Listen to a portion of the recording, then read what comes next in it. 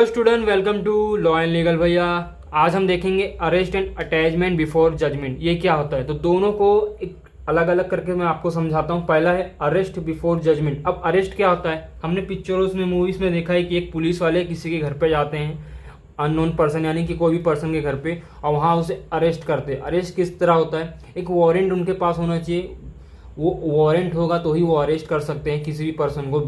Without warrant वो किसी को अरेस्ट नहीं कर सकते, ये इलीगल है।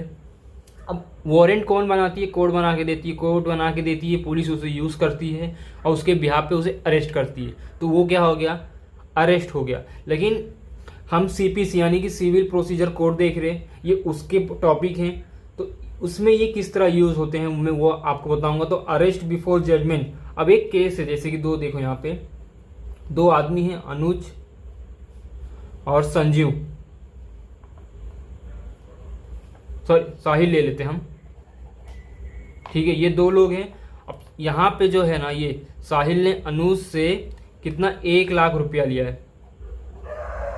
ठीक है, और बोला है कि मैं 12 महीने में ये पैसा रिटर्न कर दूंगा। लेकिन 12 महीने के होने के बाद भी साहिल ने अनुज को 1 लाख रुपया रिटर्न नहीं दिया। फिर अनुज 12 महीने के बाद, 1 साल के बाद 13वें महीने पे साहिल से पैसा मांगा। साहिल ने वो पैसा देने से मना कर दिया अनुज को। तो अनुज ने साहिल के खिलाफ कोर्ट में केस कर दिया। तो उस दौरान केस जब कोर्ट में चल रहा है, तो साहिल भाग ना जाए, शहर छोड़कर, सिटी छोड़कर, या कहीं अपनी कंट्री छोड़कर भाग ना जाए। तो उस दौरान क्या करेगी, कोर्ट साहिल के खिलाफ एक वारंट इशू करेगी और उसे अरेस्ट कराएगी पुलिस के थ्रू, ताकि वो जब तक केस खत्म ना हो जाए तब तक साहिल शहर छोड़कर जा ना सके। क्यों, ताकि जब तक केस चल रहा है तो साहिल हर हियरिंग पे टाइम से आए, केस का एक डिसीजन हो, एक जजमेंट दिया जाए, जजमेंट से पहले साहिल भाग ना पाए। इसलिए ये वाला अरेस्ट बिफोर जजमेंट यूज किया जाता है। अरेस्ट बिफोर जजमेंट क्यों यूज किया जाता है, कि एक केस के अंदर कोई डिफेंडर, कोई मुजरिम भाग ना जाए केस के बीच में से, इसलिए हम अरेस्ट यूज करते हैं, ठीक है। लेकिन सिविल केस में ये थोड़ा सा ट्विस्ट है। आपने देखा होगा क्रिमिनल केस में क्या होता है कि हमें पहले से ही पता रहता है कि कौन विक्टिम है और कौन ऑफेंडर, यानी किसने ऑफेंस किया है। क्यों, जैसे कि यहाँ साहिल ने मर्डर किया है अनुज की बहन का, ठीक है। अब साहिल यहाँ पे क्या है, एक मर्डर, ये ऑफेंस किया इसने। ये यहाँ पे अनुज की बहन क्या है, विक्टिम। तो क्रिमिनल में हमें तुरंत पता चलता है कि कौन ऑफेंडर है और कौन विक्टिम है, कौन इनोसेंट है, कौन क्रिमिनल है, ये तुरंत पता चलता है। तो क्रिमिनल में क्या होता है ना, जैसे कि साहिल ने यहाँ मर्डर किया, तो इसके मर्डर किया तुरंत इसके नाम पे अरेस्ट वारंट रिलीज होगा कोर्ट के थ्रू, और कोर्ट इसको अरेस्ट कराएगी पुलिस के थ्रू।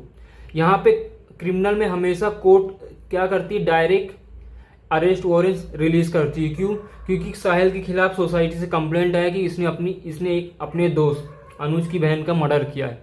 तो यहाँ पे डायरेक्ट हमें प्रूफ मिलता है, सब लोग ने देखा है कि साहिल ने मर्डर किया है। लेकिन सिविल लॉ में ऐसा नहीं होता है, सिविल लॉ में इसका उल्टा है। सिविल लॉ में जब केस चलता है कोर्ट में ना, देखो क्रिमिनल में क्या होता है कि केस स्टार्टिंग होने से पहले ही साहिल के नाम पे क्या हो गया, अरेस्ट वारंट, किसी पर्सन के नाम पे अरेस्ट वारंट निकाला जा सकता है। कोर्ट डायरेक्ट देती है। कैसे, क्योंकि उसमें मर्डर क्राइम करते हैं, तो इस वजह से डायरेक्ट अरेस्ट वारंट निकलता है। लेकिन सिविल में ऐसा नहीं है, सिविल में कोई क्राइम नहीं होता है। सिविल में ज़्यादा पेपर वर्क रिलेटेड क्या होता है, कॉन्फ्लिक्ट होता है। सिविल में कॉन्फ्लिक्ट होता है दो लोगों के बीच में। अब इसमें ये नहीं, देखो सिविल में ज़्यादा करके प्रॉपर्टी, लोन, मोर्गेज, इन जैसे डिस्प्यूट को क्या होता है, केस होता है। प्रॉपर्टी से रिलेटेड होता है, पैसों से रिलेटेड होता है। तो इसमें हमें ये नहीं पता चलता है कि इसमें कौन क्रिमिनल है, कौन इनोसेंट है, कौन विक्टिम है, हमें ये डायरेक्ट इसमें नहीं पता चलता है। जब केस खत्म होता है, प्रूफ के साथ पता चलता है कि कौन इनोसेंट है, कौन नॉन इनोसेंट है। इस केस खत्म होने के बाद ही, जजमेंट आने के बाद पता चलता है। क्योंकि प्रॉपर्टी में अगर हमने देखे, अगर हम दो लोगों की बात करते हैं, दो भाई हैं, दो अलग पर्सन हैं, एक के पास प्रॉपर्टी का पेपर है लेकिन एक उस प्रॉपर्टी पे कब्जा किया। अब ये अलग सिचुएशन, कोर्ट में गया केस बनकर, तो यहाँ पे दोनों पर्सन बोलते हैं कि मेरी प्रॉपर्टी है। तो अब ये दोनों पर्सन बोल रहे हैं मेरी प्रॉपर्टी है, तो इन दोनों को तो अरेस्ट नहीं किया जा सकता, क्योंकि सिविल लॉ अलग होता है, क्रिमिनल लॉ अलग होता है। क्रिमिनल में हमें डायरेक्ट पता चलता है कि किसने मर्डर किया है, और किसने मर्डर नहीं किया, किसके साथ वो क्राइम हुआ है। तो यहाँ पे 2 लोग होते हैं। तो जिसने मर्डर किया उसके लिए कोर्ट अरेस्ट वारंट रिलीज करती है, फिर पुलिस उसे गिरफ्तार करती है अरेस्ट वारंट के थ्रू, ठीक है। लेकिन सिविल में ऐसा नहीं है, सिविल में कोई क्राइम नहीं होता है, बस प्रॉपर्टी के रिलेटेड, पैसे के रिलेटेड क्या होता है, डिस्प्यूट होता है आपस में 2 लोगों के बीच में, 2 पर्सन, 2 ग्रुप के बीच में। तो जिस वजह से वो केस कोर्ट में आता है, तो उस केस में हम अरेस्ट वारंट रिलीज नहीं कर सकते, ऐसे में रिलीज नहीं होता। ऐसे में अरेस्ट वारंट कब रिलीज होता है, क्यों होता है, जब केस चल रहा है कोर्ट में, अगर केस के बीच में दोनों पार्टी में से कोई भी भागती है, केस छोड़कर भाग रही है, या तो फिर केस के हियरिंग पे अटेंड नहीं कर रही है, तो उस सिचुएशन पे कोर्ट क्या करेगी, अरेस्ट वारंट्स रिलीज करेगी। और वो भी कैसे रिलीज करेगी, जैसे कि अब यहाँ पे ये वाला एग्जांपल था, अनुज और साहिल। अब ये वाला एग्जाम कोर्ट गए दोनों, अनुज ने साहिल के खिलाफ केस किया।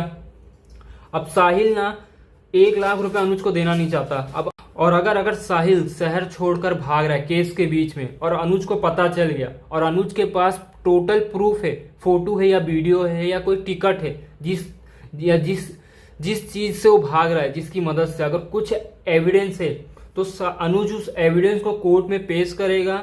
फिर कोर्ट वहां पे उस एविडेंस को चेक करके अरेस्ट वारंट रिलीज करेगी साहिल के बिहाफ पे, ताकि केस खत्म होने से पहले साहिल भाग नहीं सकता है, ठीक है।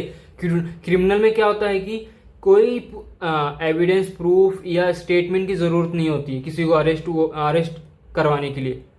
क्रिमिनल में डायरेक्ट कोर्ट के थ्रू एक पर्सन को अरेस्ट किया जाता है, क्यों, क्योंकि वो मर्डर किया, किसी का कहीं चोरी किया है, जिस वजह से वहां पे डायरेक्ट एक पर्सन को अरेस्ट किया जाता है। लेकिन सिविल में ऐसा नहीं है, सिविल में आपको उसके बिहाफ पे कुछ रीजन दिखाना पड़ेगा कि वो, देखिए सिविल में अरेस्ट कब होता है, जब एक केस कोर्ट में चलता हो, केस के बीच में से दोनों पार्टीज में से कोई भी पार्टी भाग रही है, जैसे कि अनुज और साहिल में से साहिल भाग रहा है, तो फिर अनुज साहिल को देखेगा ये भागने की कोशिश कर रहा है, तो इस अनुज साहिल के खिलाफ प्रूफ जमा करेगा कि कौन सी चीज से, जैसे ट्रेन से भागा था, ट्रेन की टिकट देखेगा, फोटो खींचेगा, वीडियो, किसी का स्टेटमेंट लेगा।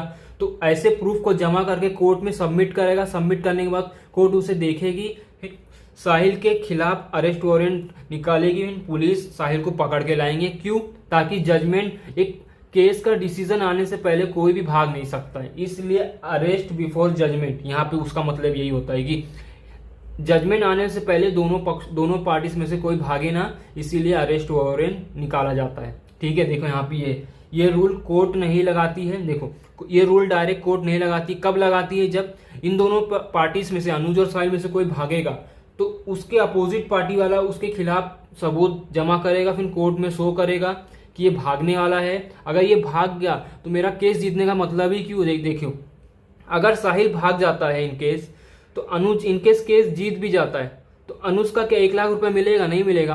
अनुज ने कोर्ट में केस क्यों किया है, उसको अपना 1 लाख रुपया वापस चाहिए। लेकिन अगर साहिल भाग ही गया, तो अनुज अगर केस जीत भी जाता तो उसे 1 लाख रुपया मिलेगा, नहीं मिलेगा, क्योंकि साहिल तो भाग चुका है। इसीलिए कोर्ट का डिसीजन आने से पहले साहिल को पकड़ना जरूरी है, उसे कोर्ट में हियरिंग में हमेशा आना जरूरी है। क्यों, अगर अनुज को केस जीत जाता है तो उसे पैसा कौन देगा, कोर्ट देगी, कोर्ट तो नहीं देगी। कोर्ट क्या करती, दोनों पक्षों को न्याय दिलाती है, ठीक है। तो इसीलिए साहिल का रहना जरूरी है। अगर अनुज केस जीतता है तो साहिल को कंपनसेशन, यानी उसको उसका पैसा वापस देना पड़ेगा। इसीलिए अरेस्ट वारंट निकाला जाता है साहिल के लिए, ताकि वो जजमेंट आने से पहले भागे ना, ताकि उसका पेमेंट, अनुज अगर केस जीतता है तो उसे पेमेंट पूरा मिले उसका, ठीक है। इसमें देखो अनुज को पूरे डॉक्यूमेंट, अगर साहिल भाग रहा है तो पूरे एविडेंस शो करना पड़ेगा कोर्ट में, तभी साहिल के खिलाफ अरेस्ट वारंट रिलीज होगा।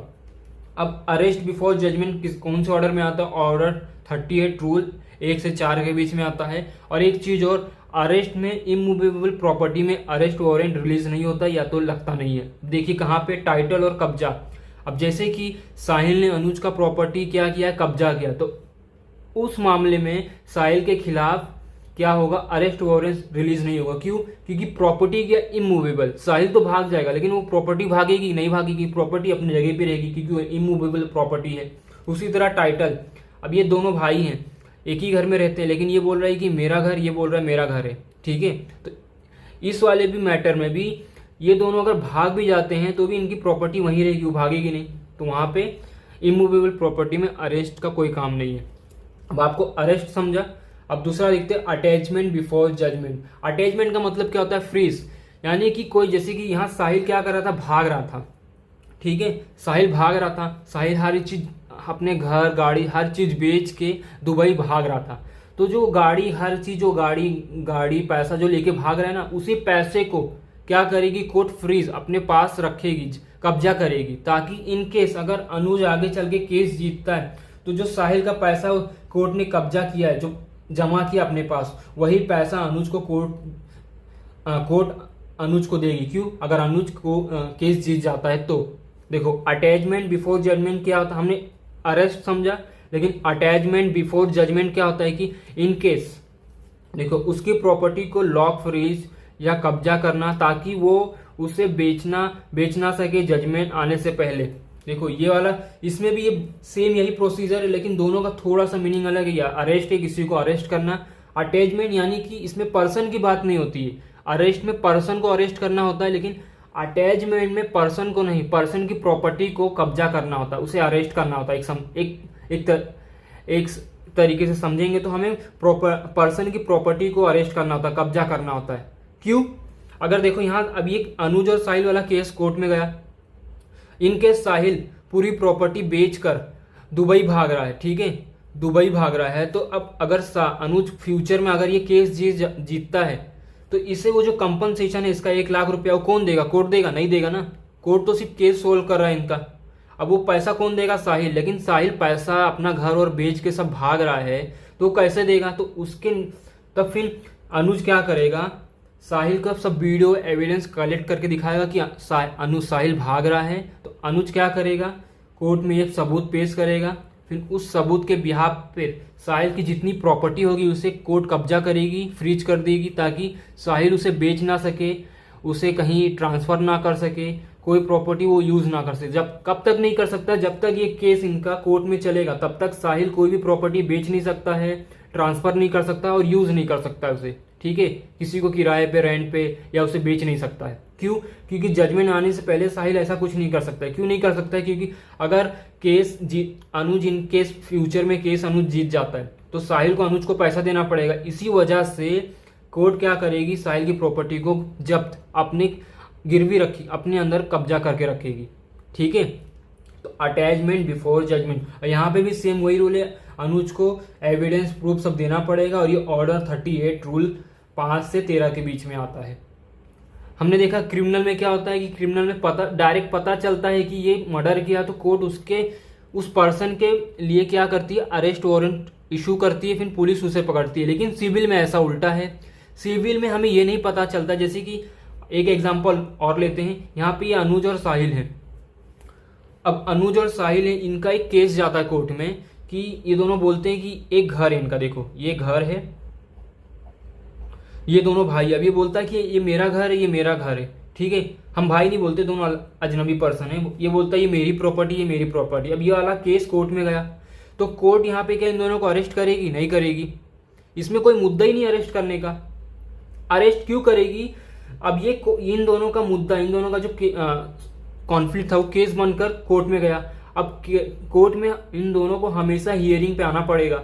लेकिन उस हियरिंग से बचने के लिए अगर ये दोनों में से कोई भी भागता है, ठीक है, कोई भी भागता है, तो जो भी भागेगा तो उसका अपोजिट पार्टी एविडेंस कलेक्ट करके कोर्ट में पेश करेगा और उस पर्सन को भागने से रोकेगा।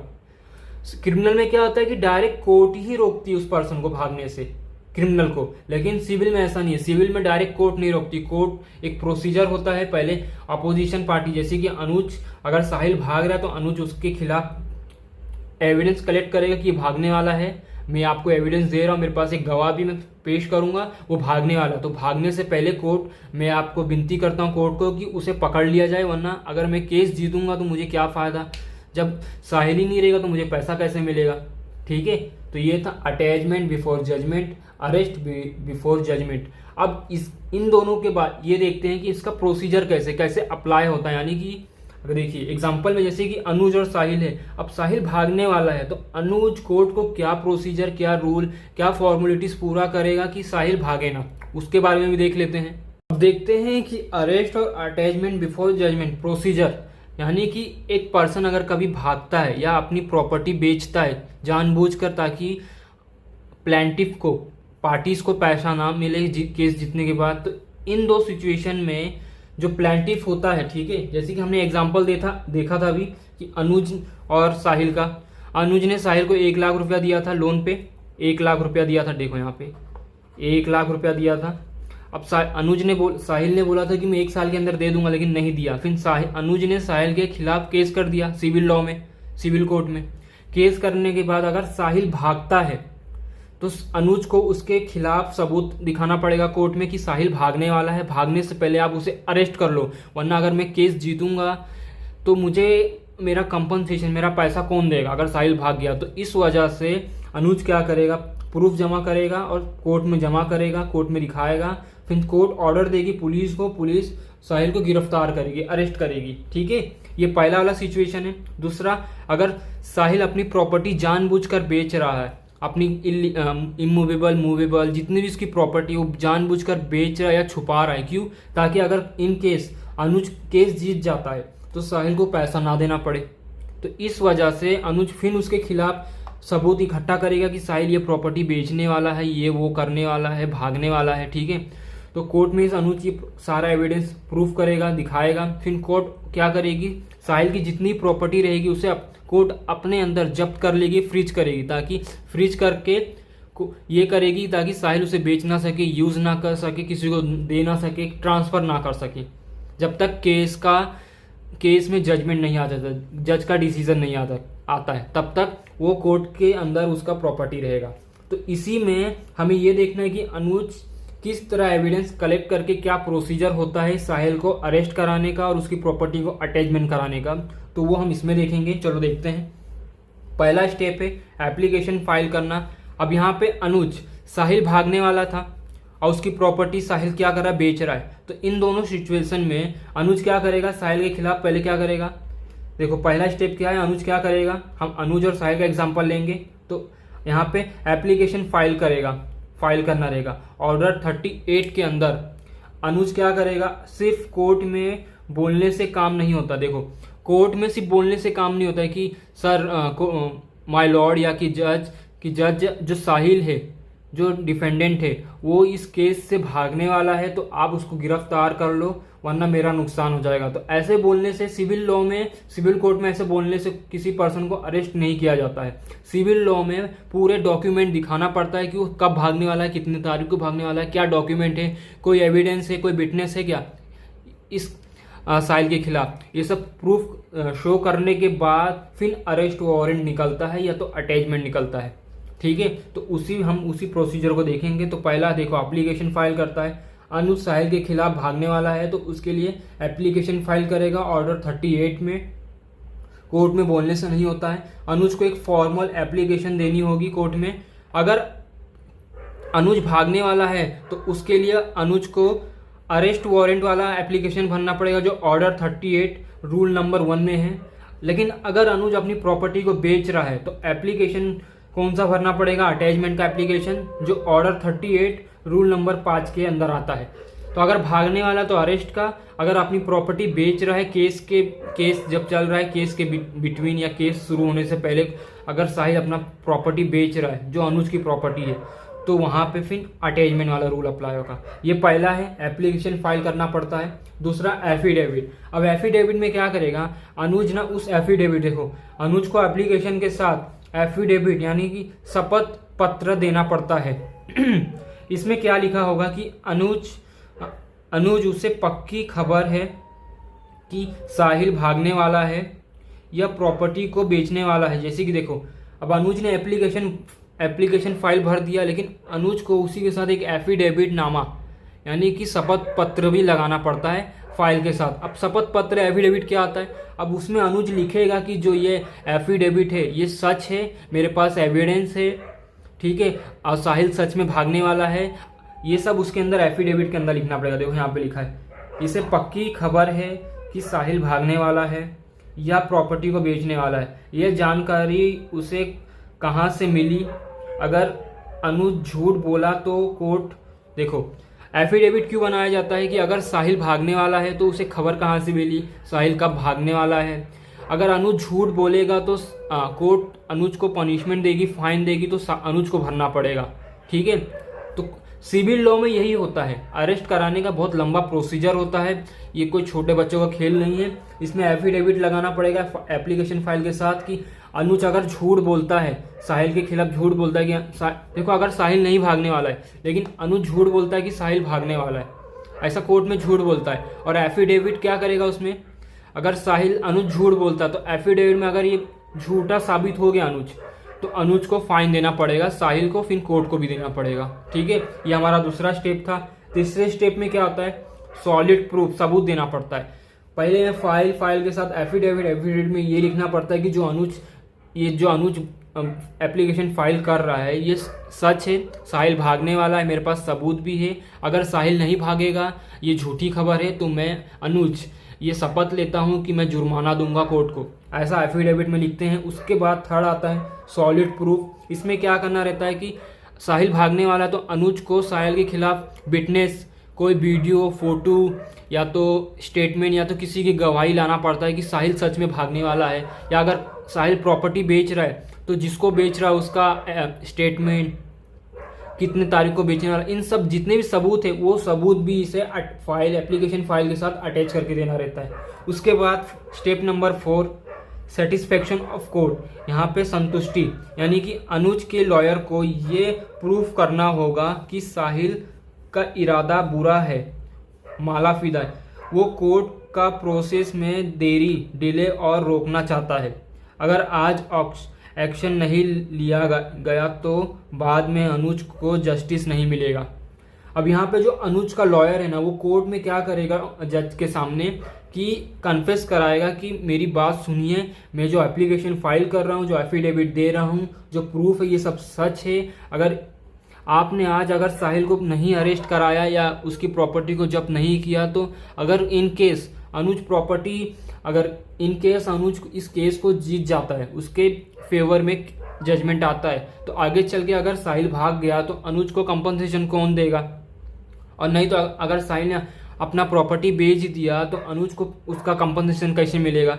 इसीलिए जो अनुज की तरफ से लॉयर रहेगा वो कोर्ट में ये जज के सामने विनती करेगा। ठीक है, एक प्रोसेस है, इसमें सेटिस्फेक्शन होना चाहिए। सेटिस्फेक्शन ये कैसे होगा, इन 3 प्रोसेस से, स्टेप 1, 2 और 3। अब ये सेटिस्फेक्शन ऑफ कोर्ट कैसे होगा, संतुष्टि, कोर्ट कैसे मानेगी, कैसे प्रूफ करेगी। अब जज के लॉयर, अनुज के लॉयर से बोलने से हो जाएगा कि लॉयर, जज साहब मैं अनुज का लॉयर हूँ और साहिल भागने वाला है, तो मैं आपसे विनती करता हूँ कि उसके बिहाफ पे, साहिल के बिहाफ पे एक अरेस्ट वारंट बनाया जाए, उसे गिरफ्तार किया जाए। ऐसे बोलने से क्या लॉयर के बोलने से जज मान जाएगा, नहीं। लॉयर ऐसा कब बोलेगा, जब उसके पास ये तीनों स्टेप पक्का हो जाएगा, जैसे कि एप्लीकेशन फाइल भरना, फिर उसके पास एफिडेविट है अनुज के नाम पे, यानी कि जो अनुज बोला वो सही है, फिर उसके पास प्रूफ एविडेंस है, तो ये तीनों, फिर स्टेप 4 में वो कोर्ट में बोलेगा और ये तीनों प्रूफ एविडेंस, ये तीनों जज को देगा, जज देखेगा। फिर देखो स्टेप 5 में क्या होगा, सिक्योरिटी या बॉन्ड, अनुज की जिम्मेदारी। कई बार कोर्ट अनुज से भी कह सकती है कि अगर बाद में पता चला कि तुमने साहिल को परेशान करने के लिए झूठी एप्लीकेशन दी, तो फिर फाइन भरोगे, तो कोर्ट अनुज से अंडरस्टेटिंग या सिक्योरिटी लेगी। कभी कभी क्या होता है ना, जैसे हमने देखा था यहाँ पे एफिडेविट में, कि अगर ये जो एफिडेविट साहिल भर रहा है, ये एप्लीकेशन भर रहा है, अगर ये रॉन्ग है तो साहिल नहीं भाग रहा है, तो अनुज साहिल के खिलाफ भर रहा है, तो साहिल नहीं भाग रहा है, तो क्या अनुज जिम्मेदारी लेता है कि कोर्ट को वो फाइन देगा। तो ये भी 4th वही है कि अब कोर्ट अनुज के लॉयर से, जो कोर्ट है, कोर्ट के अंदर अनुज का लॉयर जज के सामने ये विनती करेगा, ये वाला सेटिस्फेक्शन दिलाएगा इन तीनों की मदद से। फिर जज साहब कोर्ट के अंदर अनुज से पूछेंगे, अगर अनुज का जितना भी इंफॉर्मेशन है ये गलत हुआ या साहिल को बदनाम करने के लिए या उसे फंसाने के लिए सब कर रहे हो, तो अगर ऐसा है तो इन केस अगर मुझे ऐसा पता चला तो क्या अनुज तुम ये गारंटी लेते हो या कोई सिक्योरिटी डिपॉजिट देते हो कि अगर ये गलत रहा तो तुम इतना फाइन मुझे दोगे या फिर अनुज को दोगे। ऐसा कोर्ट अनुज से पूछेगी, उसका अनुज को एक सिक्योरिटी देना पड़ेगा। ठीक है, 6वां स्टेप क्या है, कोर्ट का प्रोसेस। अब कोर्ट क्या करेगी, अनुज ने ये सब पूरा एप्लीकेशन भर के कोर्ट में सबमिट कर दिया। फिर कोर्ट साहिल को बुलाएगी, साहिल को बोलेगी शो कॉजेस नोटिस, यानी कि देखो साहिल को बुलाया जाता है कि बता कि तुम्हें अरेस्ट क्यों नहीं किया। अब साहिल से ये पूछेंगे कि तुम्हें अरेस्ट क्यों नहीं करूं, ठीक है। अनुज ने अपना पूरा एविडेंस दे दिया, उसने प्रूफ भी दिया, एप्लीकेशन भरा, एफिडेविट भी दिया, सेटिस्फेक्शन, सिक्योरिटी भी दिया कि अगर मेरी ये इन्फॉर्मेशन गलत है तो मैं इतना जुर्माना दूंगा कोर्ट को। अनुज ने ऐसा भी बोला सिक्योरिटी के तौर पे, ठीक है। अनुज की जिम्मेदारी उसने दिखा दी। अब कोर्ट अपनी जिम्मेदारी दिखाएगा, अपना प्रोसेस दिखाएगा, साहिल को बुलाएगा, उससे पूछेगा देखो तुम्हारे नाम पे अनुज ने केस के बीच में ये अरेस्ट वारंट निकालने बोला है कि या तो अटैचमेंट बोला है निकालने की, क्यों अनुज बोल रहा है कि तुम भागने वाले हो या तो अपनी प्रॉपर्टी बेचने वाले हो। तो इन केस साहिल से पूछा जाएगा, जज पूछेंगे कि देखो अब तुम बताओ कि तुम्हारे खिलाफ मैं अरेस्ट वारंट निकालूं कि नहीं, उससे पूछेंगे। अब वहां पे साहिल क्या उसमें कंडीशनल ऑर्डर क्या होता है कि कोर्ट साहिल से सिक्योरिटी मांगती है या प्रॉपर्टी का गिरवी रखना। फाइनल ऑर्डर अगर साहिल सिक्योरिटी और झूठ बोलेगा, देखो कोर्ट के अंदर जज साहिल को बुलाएंगे, बोलेंगे कि अनुज ने तुम्हारे लिए अरेस्ट वारंट और अटैचमेंट बिफोर जजमेंट का यूज किया है, एप्लीकेशन फाइल भरा है। तो अगर तुम्हें इससे बचना है, अगर तुम भागना नहीं चाहते हो, ठीक है, तुम साहिल को बोलेंगे जज साहब कि अगर तुम नहीं भाग रहे हो या तो तुम अपनी प्रॉपर्टी नहीं बेच रहे हो, तो जो तुम्हारी प्रॉपर्टी है जब तक ये केस खत्म नहीं हो जाता है साहिल को अपनी प्रॉपर्टी गिरवी रखना पड़ेगा और साहिल को शहर छोड़ के या देश छोड़ के नहीं जाना होगा। ये 2 या 3 पॉइंट है जो साहिल को कोर्ट को शपथ देना पड़ेगा कि ये तीनों चीज साहिल नहीं करेगी जब तक ये केस खत्म नहीं हो जाएगा। अगर साहिल ये करने से मना करती है तो फिर साहिल को अरेस्ट किया जाएगा और उसकी प्रॉपर्टी जबरदस्ती क्या की जाएगी, कोर्ट के गिरफ्त में अटैच किया जाएगा, अपने कब्जे में लेगी कोर्ट। क्यों, साहिल सच में भागने वाला था, सच में प्रॉपर्टी बेच रहा था, इस वजह से कोर्ट उसकी प्रॉपर्टी अपने अंदर लेगी जब तक केस ना खत्म हो जाए। लेकिन अगर साहिल बोलता है हाँ मैं नहीं भागूंगा, मैं गारंटी देता हूँ आप मेरी प्रॉपर्टी अपने कब्जे में ले लो और मैं देश छोड़ के नहीं भाग रहा हूँ, तो फिर वहां पे ऐसा कुछ नहीं होगा, उसके यहाँ पे कोई अरेस्ट वारंट नहीं निकलेगा। लेकिन अगर साहिल भाग रहा है, कोर्ट को मना कर रहा है, झूठ बोल रहा है, तो फिर साहिल को अरेस्ट करेगी, उसकी प्रॉपर्टी कब्जा कर लेगी जब तक केस खत्म ना हो जाए। अब देखो स्टेप 6 में साहिल से ये सब पूछा। अब साहिल से ये पूछेगी कोर्ट की तुमने अनुज से 1 लाख रुपया लिया था, तो अगर तुम 1 लाख रुपया कोर्ट में जमा कर देते हो, ठीक है, साहिल को कोर्ट बोलेगी तुम 1 लाख रुपया जमा कर देते हो, क्योंकि ये जो केस चल रहा है ये 1 लाख रुपए की वजह से हो रहा है, क्योंकि तुमने अनुज से 1 लाख रुपया लिया है। अगर तुम 1 लाख रुपया सिक्योरिटी डिपॉजिट कोर्ट में जमा कर देते हो तो तुम्हारी प्रॉपर्टी भी जब्त नहीं होगी और तुम्हारे नाम पे कोई अरेस्ट वारंट भी रिलीज नहीं किया जाएगा। क्यों, अगर 1 लाख का मैटर है, अनुज को साहिल से कितना चाहिए 1 लाख, तो अगर साहिल पहले से ही कोर्ट में 1 लाख रुपया जमा कर देता है तो साहिल अगर भाग भी गया तो केस अगर अनुज जीतता है तो साहिल ने जो डिपॉजिट जमा किया सिक्योरिटी डिपॉजिट वो अनुज को दे दिया जाएगा, ठीक है। अगर भाग गया, अगर साहिल अपनी प्रॉपर्टी भी बेचता है तो भी साहिल ने जो कोर्ट में सिक्योरिटी डिपॉजिट जमा किया वो अनुज को दे दिया जाएगा, अगर ये ऐसा दोनों सिचुएशन साहिल की करता है तो। लेकिन अगर साहिल नहीं करना चाहता है, साहिल बोल रहा है कोर्ट में माय लॉर्ड मैं भागूंगा भी नहीं ना अपनी प्रॉपर्टी बेचूंगा, तो फिर कोर्ट क्या बोलेगा तुम मुझे 1 लाख रुपया क्या करो डिपॉजिट कर दो, मुझे तुम्हारे पर गारंटी नहीं है। कोर्ट ऐसा बोलेगी, कोर्ट साहिल को बोलेगी 1 लाख रुपया डिपॉजिट कर दो वरना हम तुम्हें अरेस्ट करेंगे और तुम्हारी प्रॉपर्टी को कब्जा करेंगे। अगर साहिल मना करता है सिक्योरिटी डिपॉजिट देने से तो कोर्ट उसकी प्रॉपर्टी क्या करेगी, कब्जा करेगी, उसे अरेस्ट करेगी। तो ये होता है arrest and attachment before judgment. तो आई होप आपको अच्छा लगा होगा। आज के लिए इतना बस, चलो बाय।